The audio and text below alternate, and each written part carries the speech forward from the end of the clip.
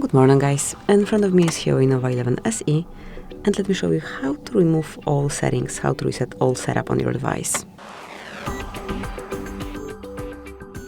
At first, open the settings, then scroll all the way down and select System and Updates.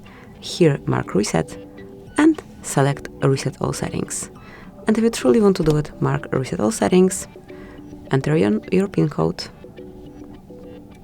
and click Reset All Settings. Now just wait till it's done. It may take a couple of seconds, even 1 or 2 minutes, but in my case it's quite a quick operation.